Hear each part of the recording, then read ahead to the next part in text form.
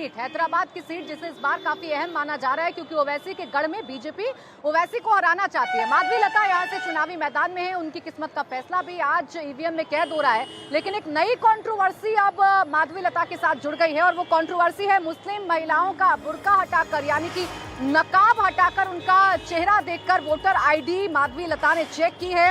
मुस्लिम महिलाओं के चेहरे से नकाब हटवाकर जांच की गई है।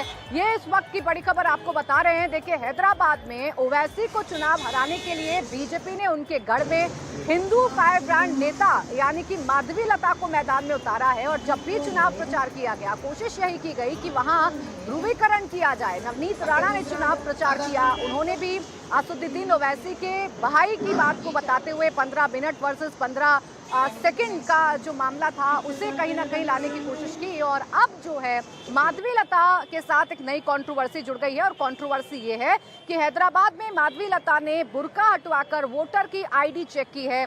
मुस्लिम महिलाओं के चेहरे से नकाब हटाकर जांच की गई है। देखिए, आरोप जो है वो लगातार लगता है जब मतदान होता है कि चेहरा छिपाकर कई बार मतदान किया जाता है। और माधवीलता जो कि बूथ बूथ घूम रही हैं, अपनी जीत को सुनिश्चित करना चाहती हैं, ओवैसी को उनके गढ़ में मात देना चाहती हैं, ओवैसी को हराना चाहती हैं, उन्होंने मुस्लिम महिलाओं के चेहरे से नकाब हटवाकर जांच की है। तो ये बड़ी खबर आपको बता रहे हैं। आज हैदराबाद में भी चुनाव चल रहा है। 10 राज्यों की जिन 96 सीटों पर चुनाव चल रहा है उनमें से एक हैदराबाद भी है, जहां माधवीलता के साथ ये नई कंट्रोवर्सी जुड़ती हुई नजर आ रही है। तो देखिए, एक तरफ हैदराबाद में जो कैंडिडेट्स हैं वो बूथ बूथ पर घूम रहे हैं और अपनी जीत को सुनिश्चित करने की कोशिश कर रहे हैं। वहीं 10 राज्यों की 96 सीटों पर मतदाताओं का जोश भी हाई नजर आ रहा है। सुबह से ही मतदान केंद्रों पर भीड़ नजर आ रही है। पुणे में भी वोटिंग हो रही है। पोलिंग बूथ पर वोटर्स की लंबी कतार है। और क्या यहाँ पर वोटर्स का मूड है, किन मुद्दों पर वो वोट कर रहे हैं, आपको दिखाते हैं एक ग्राउंड रिपोर्ट। हमारे साथ वोटर्स हैं। सर, सबसे पहले आपका नाम बताइए और आप क्या काम करते हैं? राजेंद्र दातारो, और मैं रिटायर्ड हूँ। हाँ, मार्केटिंग में काम करता था। आप मुझे बताइए कि कौन से मुद्दे हैं जिनको ध्यान में रखते हुए आपने वोट किया? अभी 10 साल से हम देख रहे हैं कि मोदी साहब का जो भी उनका आयोजन होता है, प्रयोजन होता है, उन्होंने जो भी लोगों को कमिटमेंट किए थे उसमें से काफी कमिटमेंट उन्होंने पूरे किए हैं और उनका बहुत ही डैशिंग काम है, वो देख के हम वोटिंग कर रहे हैं। आप सर आपका नाम बताइए और आप क्या काम करते हैं? मोहन कुलकर्णी, मैं रिटायर्ड ऑफिसर हूँ। बताइए कि आपको अब तक जो मुद्दे चले हैं, जो प्रचार हुआ है, उसमें किसका चेहरा आपको ज्यादा आश्वासक लगता है? वो कोई पूछने का सवाल है क्या? मोदी जी का। मोदी जी है। हमें स्टेबल सरकार चाहिए, स्ट्रांग सरकार चाहिए। आप किस मुद्दों को ध्यान में रखते हुए आपने आज का वोट किया हुआ है? आपको लगता है कि विकास हुआ है क्या बीते 5 साल में, 10 साल? जी हाँ, विकास तो बहुत हो गया 10 साल में।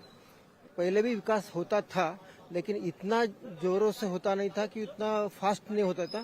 तो अभी 10 साल में मोदी गवर्नमेंट जैसे आई है तो विकास ज्यादा ही हो रहा है। आपका पसंदीदा नेता कौन? Of course Modi.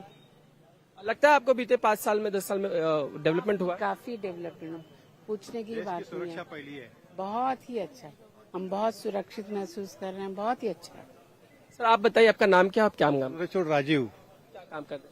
मैं बजाज ऑटो में था, अभी रिटायर हो गया। लगता है कि बीते 10 सालों में डेवलपमेंट हुआ? बहुत हुआ है। देश की सुरक्षा पहली है और बहुत एजुकेशन में डेवलपमेंट हुआ है, रोड इंफ्रास्ट्रक्चर में बहुत डेवलपमेंट हुआ है और बहुत अच्छा काम कर रहे हैं मोदी। कौन से मुद्दे आपके लिए अहम है जिसको ध्यान में रख के आज का वोट? तो देखिए, आपने सुना, पुणे की जो जनता है वो तो अपने जितने भी मुद्दे हैं उन्हें लेकर मैदान में उतर रही है। लेकिन इस चुनाव में यानी कि चौथे फेज में कई वीवीआईपी सीट भी हैं, जहां से कई वीवीआईपीओ की किस्मत का फैसला आज उम्मीदवार तय कर रहे हैं। ऐसी एक सीट है बहरामपुर, पश्चिम बंगाल की, जहां से अधीर रंजन चौधरी कांग्रेस के नेता चुनाव लड़ते हैं और इस बार अपना सिक्सर लगाने के लिए वो मैदान में उतर चुके हैं। हालांकि टीएमसी ने अधीर रंजन के गढ़ को ढहाने के लिए यहां से पूर्व क्रिकेटर यूसुफ पठान को चुनावी मैदान में उतारा है। अधीर रंजन ममता सरकार के खिलाफ ताल ठोकते हुए नजर आते हैं, लगातार ममता दीदी पर हमला करते हुए नजर आते हैं। लेकिन केंद्र में यानी दिल्ली जब आप आएंगे तो टीएमसी और कांग्रेस का गठबंधन नजर आता है, यानी कि इंडिया गठबंधन में दोनों एक साथ ताल ठोकते हुए नजर आते हैं। अब क्या है बहरामपुर की सिचुएशन, वोटर्स का मूड, आइए आपको दिखाते हैं। यहाँ पर कुल मिलाकर 3 बूथ बनाए गए हैं। तीनों बूथ में आपको कतारें नजर आ रही है। महिलाएं भी बड़ी तादाद में यहाँ पर पहुंची है। अधीर रंजन चौधरी 1999 से लगातार यहां से चुनाव जीत रहे हैं। 5 बार उन्होंने यहां से लोकसभा सीट पर जीत हासिल की है और ये छठा मौका है जब एक बार फिर से इस चुनावी मैदान में है। अब यहाँ पर लोग क्या सोचते हैं उनके बारे में जानेंगे लोगों से। अच्छा, आपका तो इलाका आप जानते हैं कि अधीर का इलाका है। हाँ। तो इस वक्त क्या लहर है? बहुत अभी तो वोट के दिन हम लोग जैसा समझ रहे थे कि बहुत हंगामा होगा, लेकिन बहुत ही शांत है। पूरा जिधर भी देखिएगा पूरा शांति है। तो अभी तक तो ठीक ही है सुबह से। हाँ। और यहाँ पर किसकी हवा चल रही है? हवा तो अभी हम लोग तो अधीर के लिए ही है। अभी उसी की हवा है यहाँ पर, तो हम लोग तो उसके साथ ही है। वो हमारे यहाँ का रॉबिनहुड है। रॉबिनहुड को टक्कर देने के लिए क्रिकेटर आ गए हैं। हाँ, बट वो तो वैसे भी वो बाहर के है ना, तो हम लोग अधीर यहाँ के हैं, तो वो बाहर से है, वो कितना जानते हैं हमें। अच्छा, क्या करते हैं आप? बिजनेस करते हैं। अच्छा दादा, क्या है आपके इलाके में, क्या हवा चल रही है अभी, किसकी लहर है?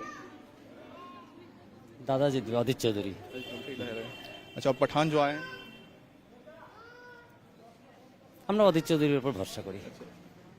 आपका नाम क्या है? विकास हाजरा। आप क्या करते हैं? আমি নার্সিংহোমে কাজ করি। নার্সিংহোমে কাজ করি। अच्छा, किसकी लहर चल रही है? দাদা और पठान? পাঠান সেকেন্ডটা থেকে যাবে। आओ, आपका नाम क्या है? मेरा गोविंदा शर्मा, क्या करते हैं आप? बिजनेस। अच्छा, आपके यहाँ पर लहर किसकी है अभी? अभी देखिए लेयर तो यहाँ पे दादा की चलती है, अधीर रंजन चौधरी की यहाँ पे लगती है ऐसे। और पठान? पठान साहब आए हैं बाहर से, ठीक है, मगर यहाँ पे दादा की अधीर रंजन चौधरी को लेकर अपनी बातें वोटर्स कह रहे हैं। यूसुफ पठान की भी चर्चा हो रही है। अब ये गढ़ टीएमसी छीन पाती है या नहीं, ये तो 4 जून को ही पता चलेगा। तो